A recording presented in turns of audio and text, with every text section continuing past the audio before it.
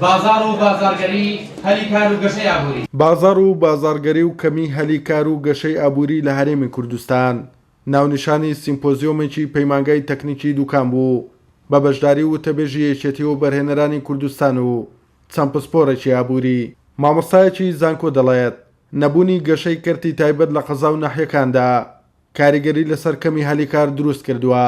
نەبوونی کەرتی گەشەی کەرتی تایبەت لە شارە بچووکەکان و قەزا و ناحیەکانە هەم کاریگەریە کاتە سەر هەلی کار، هەم کاریگەریە کاتە سەر مەسائلی سەکەنی و هەم کاریگەریە کاتە سەر جوڵە و زیندویەتی ئەو شوێنانە و ئەو شوێنانە نابژێنەوە ئەو شوێنانە بڵێن چ لە ڕووی سەکەنیەوە، چ لە ڕووی گەشەی ئابووریەوە، چ لە ڕووی پرۆژەوە، چ لە ڕووی خزمەت گوزاریەوە، چ لە ڕووی دابینکردنی هەلی کارەوە ئەو شوێنانە دەپوکێنەوە و ناچە وا دەکرێت کە تەزەخومێک و شارێکی زۆری گەورە لەسەر شارە گەورەکان هەبێت.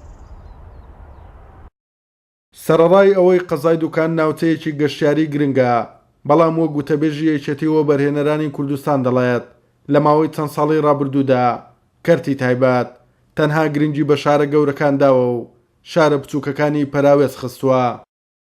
بەڕاستی ئەمە نابێ ئەم خەتایە ئەمە هەمی بخێنە ئەستۆی حکومەت. کەرتی تایبەتیش خۆی بۆ خۆی کەم تەرخەم بووە بۆ ئێستا لە ڕابردووە ئەگەر ئێمە هەندێک لەم شوێنە جوانانەی کە ئیبینین بە تایبەتی شوێنێکی وەک دوکان کە وەک بەڕێزت ئیشارەتی پێکرد کەمترین پرۆژەی گەشت و گوزاری تیا ئەنجام درراوە.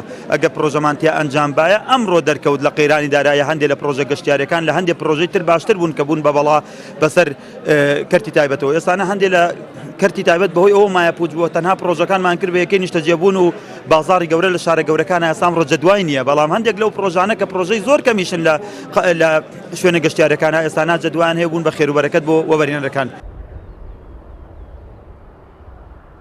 کەمی پرۆژە لە قەزا و ناحیەکان بە تایبەت لە بواری گەشتیاری و گرنگی نەدانی کەرتی تایبەت بە شارە بچووکەکان کاریگەری لەسەر گەشەی بازار و ئابووری هەرێم هەبووە و لە ماوەی چەند ساڵی ڕابردوودا نەتواندراوە ئابووری هەرێم گەشەکردن بەخۆیەوە ببینێت بەهۆیەوەی پرۆژەکانی کەرتی تایبەت زۆرترینیان لە بواری نیشتەجێبوون بووە و کەمترین پرۆژەی گەشتیاریش ئەنجام دراوە. توانە عومەر، کوردسات نیوز، قەزای دوکان.